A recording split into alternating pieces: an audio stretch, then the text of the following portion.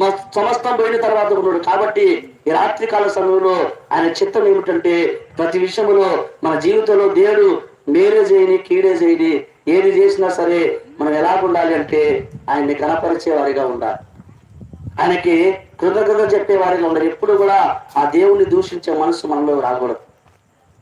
అందుకే ఏమంటాడు దేవుడి చిత్తము అంటే ప్రతి విషయం అందు కూడా ఏమన్నాడు, కొంతమంది మనం మేలు చేస్తేనే కృతజ్ఞత మాట్లాడట్లేదు. ఏమంటాడు ప్రతి విషయంలో అంటే మేలే చేయని కీడే చేయని ఏదైనా సరే దేవుడు మన జీవితంలో ఏదైతే అనుమతించిండో మన కంటూ మనం చేసుకుంది కాదు, కానీ దేవుడు అనుమతించింది అది ఏదైనా సరే మేలే కానీ కీడే కానీ దాని విషయంలో ఎప్పుడూ కూడా మనం దేవుని ప్రశ్నించే వారిగా మనం ఉండకూడదు, కానీ ఆయన కృతజ్ఞతాస్తుతులు చెల్లించే వారిగా ఉండాలి. ఇదే దేవుని చిత్తం. కాబట్టి ఈ మూడు కూడా మనం చేస్తే మొట్టమొదటిగా పరిశుద్ధపరచబడి అంటే మారుమనసు పొంది బాప్తిసం పొంది, రెండవదిగా ఆ పరిశుద్ధతను కాపాడుకుంటూ దేవుని శరీరంలో చేయి వేస్తూ ఒప్పుకున్న పాపాలు చేయకుండా అంతవరకు నమ్మకంగా జీవిస్తూ, మూడవదిగా ఆయనలో మనం ఎల్లప్పుడూ కూడా మనం నమ్మకంగా ఉంటూ ఎప్పుడూ దేవుని దూషించకుండా ప్రతి విషయంలో కృతజ్ఞతాస్తుతులు చెల్లిస్తే అది మూడు కూడా దేవుడి చిత్తం. కాబట్టి ఎందుకు అంటే దానికి గల కారణం తీర్పు జరిగిద్దని మాట్లాడుకున్నాం. ఎందుకు తీర్పు జరిగిద్దంటే తీర్పులో ఏమన్నాడు, మీ శరీరంతో చేసిన ప్రతి దానికి కూడా లెక్క ఉందని మాట్లాడుతుంటాడు దేవుడు. కాబట్టి లెక్క ఉన్నది. కాబట్టి ఎవరైతే మారు మనసు పొందరో, ఎవరైతే బాప్తిసం పొందరో వారికి ఏం జరిగిద్దంటే వారి పుట్టిన దగ్గర నుంచి లెక్క రాయబడి ఉంటుంది. అక్కడ ఎప్పటి నుంచి ఉంటుందమ్మా? ఎవరైతే మారు మనసు పొంది బాప్తిసం పొంది పరిశుద్ధపరచబడరో వారికి పుట్టిన దగ్గర నుంచి లెక్క రాయబడింది. ఎవరైతే మారు మనసు పొంది బాప్తిసం పొంది కొత్తగా జన్మిస్తారో వారికేమో జన్మించిన దగ్గర నుంచి లెక్క రాయబడింది. కాబట్టి ఎవరైతే మరలా కొత్తగా జన్మించిన తర్వాత మన పరిశుద్ధతను కాపాడుకుంటే, యథార్థంగా జీవిస్తే, నమ్మకంగా జీవిస్తే మనకు దేవుడి రాజ్యంలో చోటుంటుంది. కాబట్టి ఈ మూడు విషయాలు మనం చేయగలిగితే మనకి పరలోక రాజ్యంలో చోటుంటుంది. రెండవదిగా ఇక రెండో విషయం ఏం చెప్పాను, నేను ఏం చెప్తాను చెప్పాను మీకు వివరించట్లేదు. ఎందుకంటే నాకు ఇచ్చిన సమయం అర్ధగంటలో నేను ముగిస్తా. పరలోక రాజ్యానికి వెళ్ళాలంటే మూడు విషయాలు మాట్లాడుకున్నాం. ఒకటి పరిశుద్ధపరచబడాలి, పరిశుద్ధతను కాపాడుకోవాలి, ప్రతి విషయంలో కృతజ్ఞత, ఇది అన్ని కూడా దేవుడు చెప్తున్నారు. తర్వాత మన జీవితంలో సమస్యలు, శ్రమలు, ఇబ్బందులు అన్ని కూడా తీర్చబడాలి అంటే మొట్టమొదటిగా మనం చదువుకున్న వారికి దేవుడి దగ్గరకు రండి, ఆయన మీ దగ్గరకు వచ్చును. మనం దేవుడి దగ్గరకు వస్తే, ఆయన మన దగ్గరకు వస్తే జరిగే విషయము పరలోక రాజ్యం ఉంటుంది. రెండవదిగా మన సమస్యలు, శ్రమలు తీర్చబడతాయి. కాబట్టి ఈరోజు చాలా మంది దేవుడు లేరనేటువంటి వారు కూడా ఉన్నారు. దేవుడు లేరనేటువంటి నాస్తికులు చాలా మంది ఉన్నారు. ఇట్లే ఒక సేవకుడు కటింగ్ చేయించుకోవడానికి కటింగ్ షాప్కి వెళ్ళినాడు. కటింగ్ షాప్కి వెళ్తే అక్కడ చాలా మంది అడుక్కుంటా ఉన్నారంట. దగ్గరలో అడుక్కుంటా ఉంటే ఒక సేవకుడు కటింగ్ చేయించుకుంటా ఉంటే ఈ యొక్క కటింగ్ చేసే వ్యక్తి అంటా ఉన్నాడంట, అసలు దేవుడు ఆడుండండి, దేవుడే నిజంగా ఉంటే ఇలాగా ఎందుకుంటారు, అలా అడుక్కునే వాళ్ళు ఎందుకుంటారు? దేవుడే ఉంటే ఈరోజు ఎంతో మంది యాక్సిడెంట్ చనిపోతున్నారు, ఎంతో మంది రకరకాలుగా ఉంటా ఉన్నారు, ఎంతో మంది తల్లి అనాథ పిల్లలు ఉన్నారు. ఎందుకుంటారు? అసలు దేవుడు అనేవాళ్ళు లేడు అని చెప్పి అంటా ఉంటే ఇతరు కూడా ఆలోచిస్తూ ఉన్నట్టు ఏం సమాధానం చెప్పాలో తెలియక ఆలోచిస్తూ ప్రార్థన చేస్తున్నాను మనసులో. అయ్యా మరి సమాధానం చెప్పాలని అడిగినప్పుడు ప్రార్థన చేస్తా ఉండు మనసులో. అందులో ఇంకొక వ్యక్తి వచ్చిందంట, చిత్తు కాగితాలు ఏరుకుంటూ వచ్చిందంట.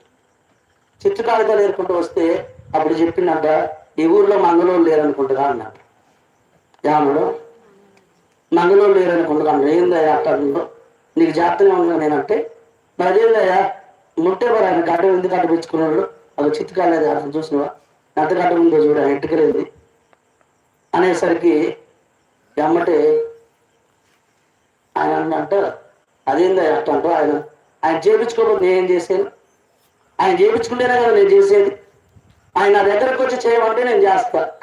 మరి ఇందాక ఏమన్నాయ్యా, ఎందుకు అట్టున్నారన్నావుగా? మరి వాళ్ళందరూ దేవుడి దగ్గరకు వస్తేనే కదా దేవుడు చేసేది. నువ్వు చెప్తున్నావు కదా, వాళ్ళు నా దగ్గరకు వస్తేనే నేను సేవింగ్ చేస్తాను చెప్తున్నావు కదా, మరి వాళ్ళు కూడా అంతే కదా, వాళ్ళు దేవుడి దగ్గరకు వస్తేనే కదా దేవుడు వాళ్ళ సమస్యలు తీసివేసేది, శ్రమలు తీసివేసేది. కాబట్టి కాబట్టి నేను మంగళం లేరు నేను అనకూడదు, దేవుడు లేరు నువ్వు అనకూడదు. ఎందుకంటే దేవుడి దగ్గరకు వస్తే దేవుడు ఏం చేస్తారు? అన్ని కూడా సహాయం చేస్తారు. కాబట్టి అప్పుడు ఆయన సమాధానం చెప్పినారు. కాబట్టి ఈరోజు మనం దేవుడి దగ్గరకు రాక, చాలా మంది దేవుడి దగ్గరకు రాలేక, దేవుడి దగ్గరకు రాకుండా కార్యాలు జరగాలనుకుంటారు, దేవుడి దగ్గర రాకుండా దేవుడు సహాయం కావాలనుకుంటారు. కానీ వాక్యం సెలవిస్తా ఉన్నది, దేవుని యొద్దకు రండి, అప్పుడు ఆయన యొద్దకు వచ్చును. పరిశుద్ధ గ్రంథం నుంచి కీర్తన గ్రంథము 18వ అధ్యాయము 6వ వచనం చదువుకుందా. కీర్తన గ్రంథము 18వ అధ్యాయం 6వ వచనం.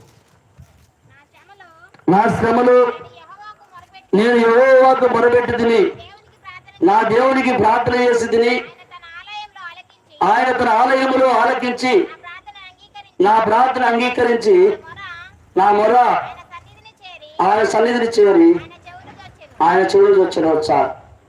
కాబట్టి ఈ విషయం ఎవరు మాట్లాడుతున్నారు? దావీదు మాట్లాడుతున్నాడు. దావీదు అంటా ఉన్నాడు, నేను నా శ్రమలో ఆయనకు ప్రార్థన చేసిదిని, నా శ్రమలో యెహోవాకు ప్రార్థన చేసిదిని, నా శ్రమలో నా దేవునికి ప్రార్థన చేసిదిని.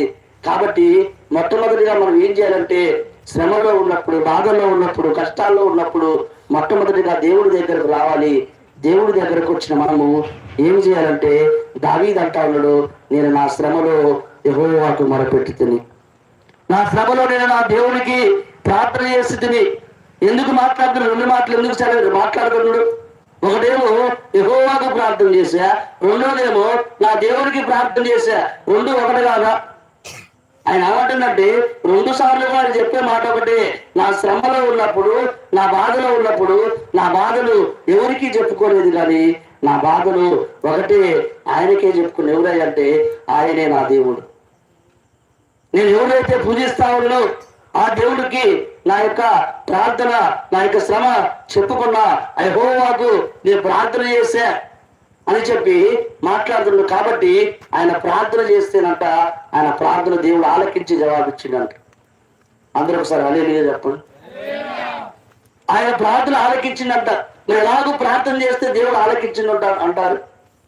ఈరోజు ఎంతో మంది దేవుడి దగ్గరకు వస్తారు, వచ్చినా సరే వారి జీవితాల్లో కార్యాలు జరగవు, వచ్చినా సరే వారి జీవితంలో మేలుండదు. వారికంటే వెనక వచ్చిన వారు మేలు పొందుకుంటారు, వారికంటే వెనక వచ్చిన వారు సాక్ష్యాలు చెప్తా ఉంటారు. అప్పుడు అనిపిస్తా ఉంటుంది, నేను ఎన్నో రోజుల నుంచి వస్తున్నాను కదా, నాకంటే వెనక వచ్చిన వారు ఇన్ని సాక్ష్యాలు చెప్తున్నారు, కానీ దేవుడు నన్ను నా జీవితంలో చేయట్లేదు. నేను వస్తాను కదా దేవుడి మందిరానికి రండి, వస్తే కార్యాలు జరుగుతాయి అన్నారు కదా అని చెప్పి చాలా మంది ఉంటారు. కానీ ఏమంటుందంటే, ఆయన శ్రమలో ప్రార్థన చేసిండు. ఎలాగో ప్రార్థన చేసిండు శ్రమలో అంటే, ఒకటి మీరు గుర్తుపెట్టుకోవాల్సిన ఏంటంటే, శ్రమలో విశ్వాసంతో ప్రార్థన చేసిండు. ఎలాగో చేసిండు? విశ్వాసంతో ప్రార్థన చేసిండు. అది కూడా మనందరం కూడా కీర్తన గ్రంథము 54వ అధ్యాయము 4వ వచనం చూసుకున్నట్లయితే, ఇదిగో దేవుడే నాకు సహాయకుడు, ఆ ప్రభువే నా ప్రాణం ఆదరించేవాడు చాలు. కాబట్టి ఆయన ఏమని ఎందుకు ఎలాగో విశ్వాసంతో విశ్వాసం ఉన్నది. ఈరోజు దేవుడి దగ్గరకు వచ్చే మన జీవితాల్లో విశ్వాసం ఉండాలి, దేవుడి మీద నమ్మకం ఉండాలి, ఆయన చేస్తున్నటువంటి నమ్మకం మనలో ఉండాలి. ఎప్పుడు మాట్లాడుతున్నట్టే, ఎందుకంటే మన సహోదరులారా ఎవరైనా ఉంటారు దేవుడు నాకు సహాయం చేస్తున్నది. చాలా మంది చెప్తారు ఆయన మీద నాకు నమ్మకం ఉన్నది, ఆయన సహాయం చేస్తుంది. కానీ ఈ దావీదు ఎప్పుడు రాసిందంట ఆ మాట?